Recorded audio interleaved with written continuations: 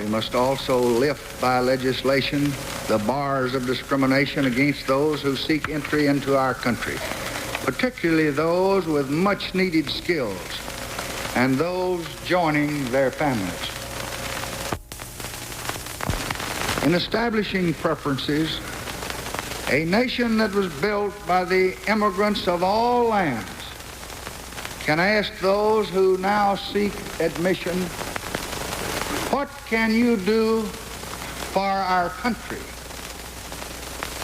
But we should not be asking, in what country were you born?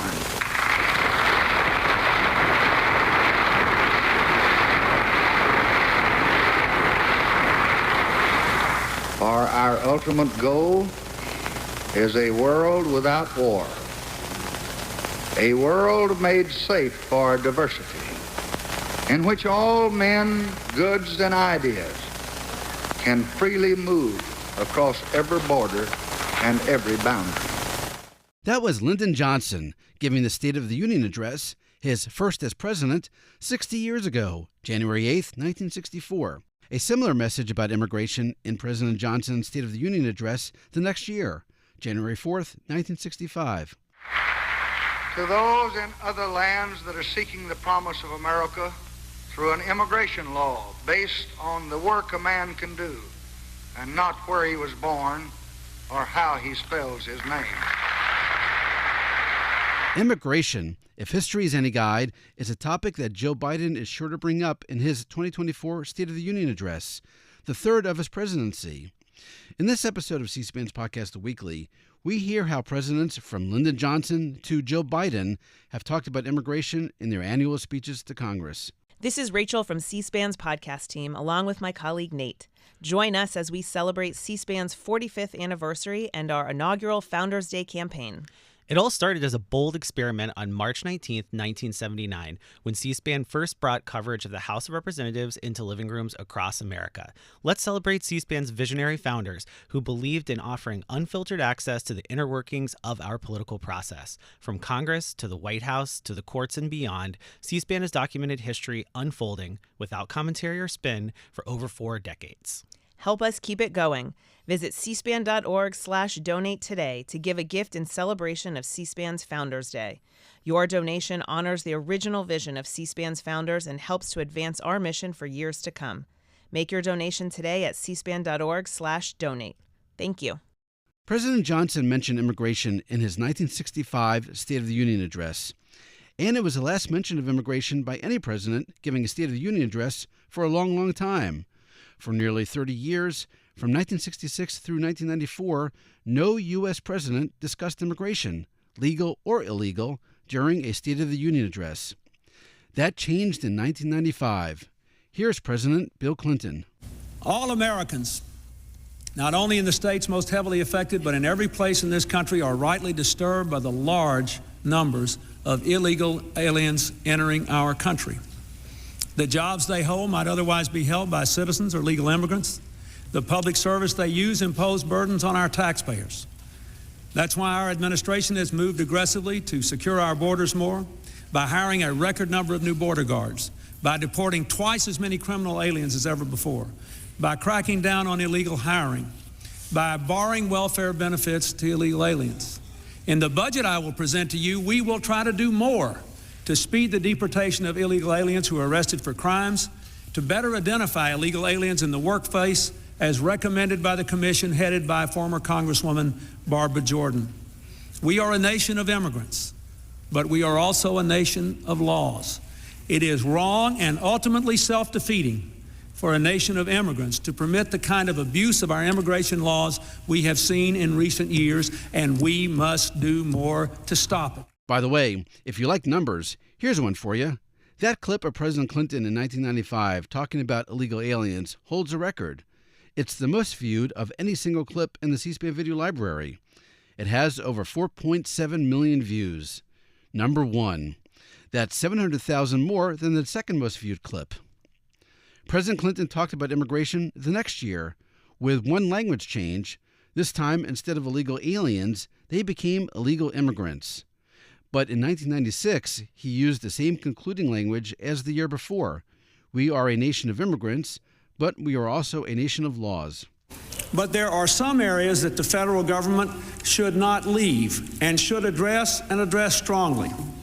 One of these areas is the problem of illegal immigration. After years of neglect, this administration has taken a strong stand to stiffen the protection of our borders. We are increasing border controls by 50%. We are increasing inspections to prevent the hiring of illegal immigrants. And tonight I announce I will sign an executive order to deny federal contracts to businesses that hire illegal immigrants.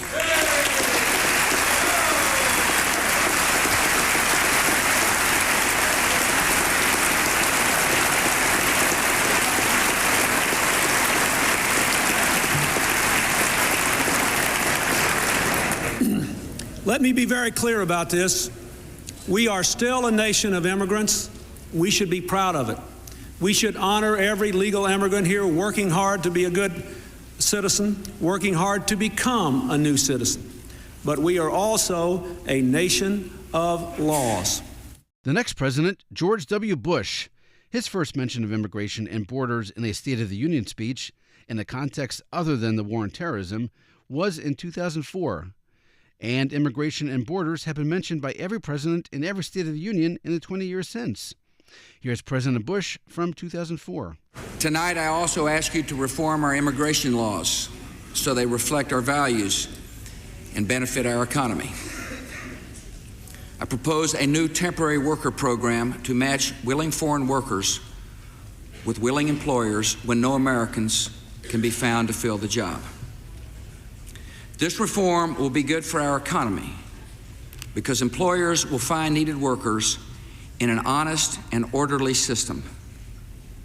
A temporary worker program will help protect our homeland, allowing Border Patrol and law enforcement to focus on true threats to our national security. I oppose amnesty because it would encourage further illegal immigration and unfairly reward those who break our laws. My temporary worker program will preserve the citizenship path for those who respect the law, while bringing millions of hardworking men and women out from the shadows of American life. And here's President Bush in 2005. America's immigration system is also outdated, unsuited to the needs of our economy and to the values of our country.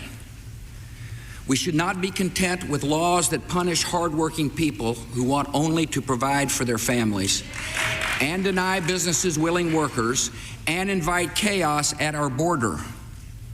It is time for an immigration policy that permits temporary guest workers to fill jobs Americans will not take, that rejects amnesty, that tells us who is entering and leaving our country, and that closes the border to drug dealers and terrorists. In his final State of the Union speech, 2008, President Bush mentioned something that might sound familiar in current times: fences. The other pressing challenge is immigration. America needs to secure our borders, and with your help, my administration is taking steps to do so. We're increasing worksite enforcement, deploying fences and advanced technologies to stop illegal crossings. We've effectively ended the policy of catch and release at the border. And by the end of this year, we will have doubled the number of Border Patrol agents. Yet we also need to acknowledge that we will never fully secure our border until we create a lawful way for foreign workers to come here and support our economy.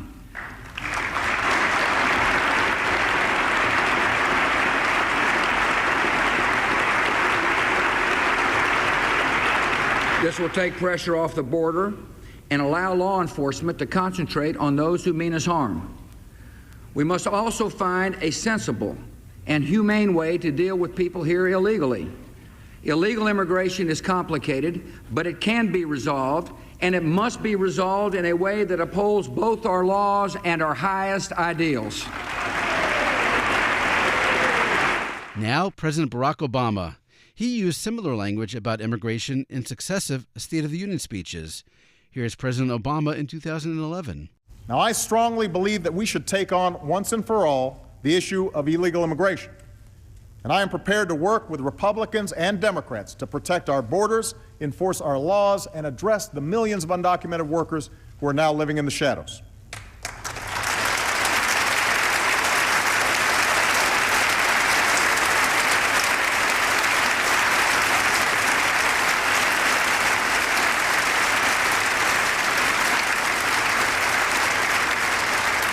I know that debate will be difficult. I know it will take time, but tonight, let's agree to make that effort. And let's stop expelling talented, responsible young people who could be staffing our research labs or starting a new business, who could be further enriching this nation. And here's President Obama in 2012. Some of this might sound familiar. I believe as strongly as ever that we should take on illegal immigration. That's why my administration has put more boots on the border than ever before.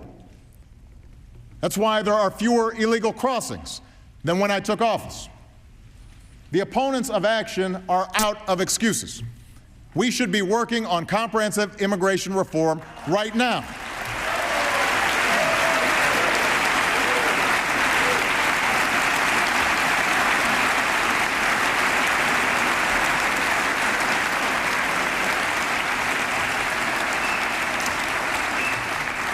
But if election year politics keeps Congress from acting on a comprehensive plan, let's at least agree to stop expelling responsible young people who want to staff our labs, start new businesses, defend this country.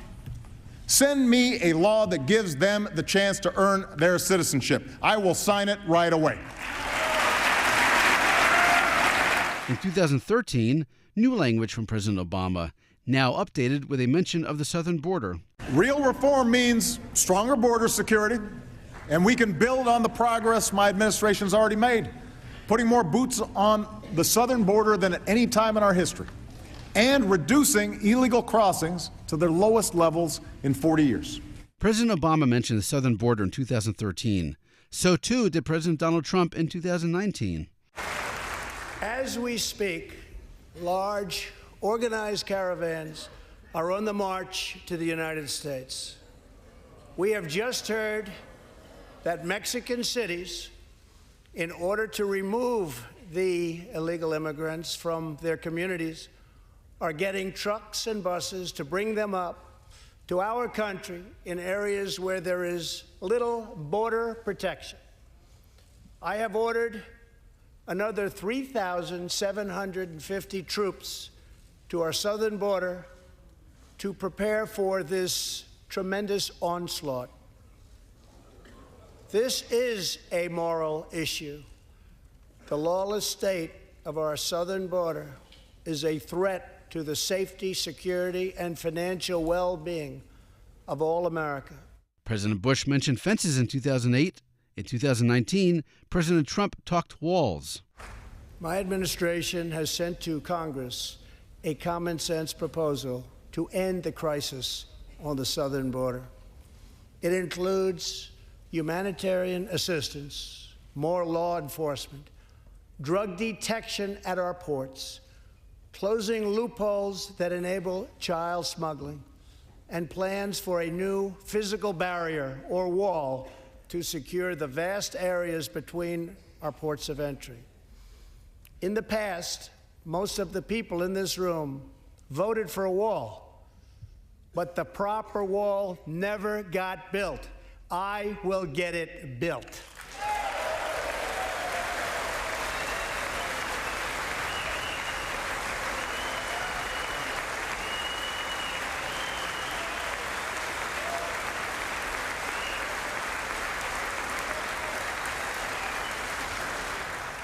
This is a smart, strategic, see-through steel barrier, not just a simple concrete wall. It will be deployed in the areas identified by the border agents as having the greatest need, and these agents will tell you where walls go up, illegal crossings go way, way down. President Trump brought up the wall again in 2020. This will be a tremendous boon to our already very strongly guarded southern border, where, as we speak, a long, tall, and very powerful wall is being built.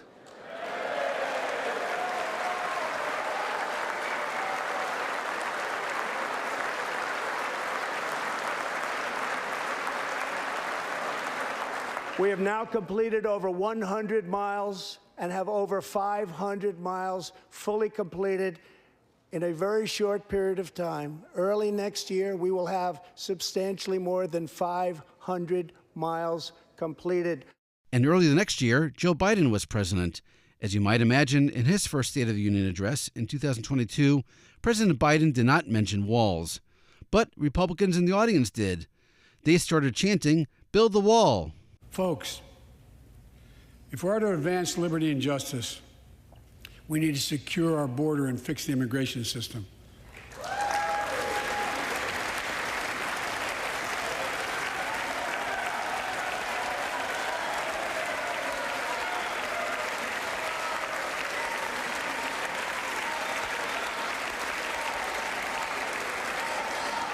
And as you might guess, I think we can do both.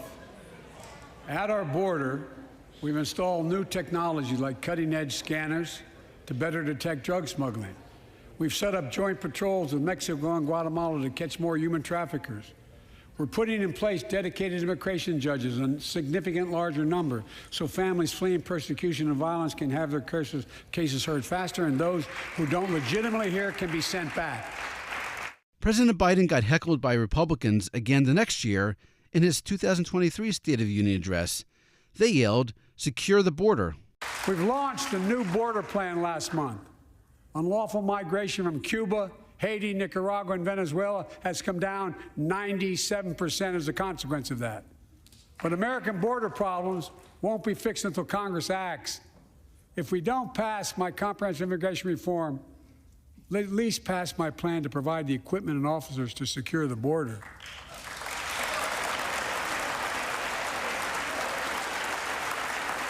And a pathway to citizenship for dreamers, those on temporary status, farm workers, essential workers.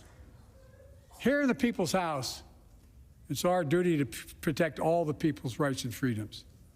Congress must restore the right and the...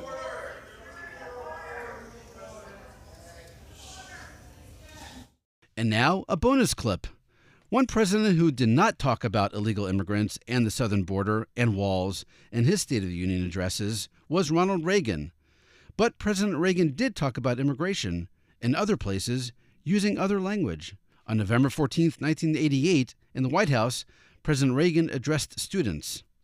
You know, this is a real treat for me, having you here and to have in a little while the chance to answer some of your questions.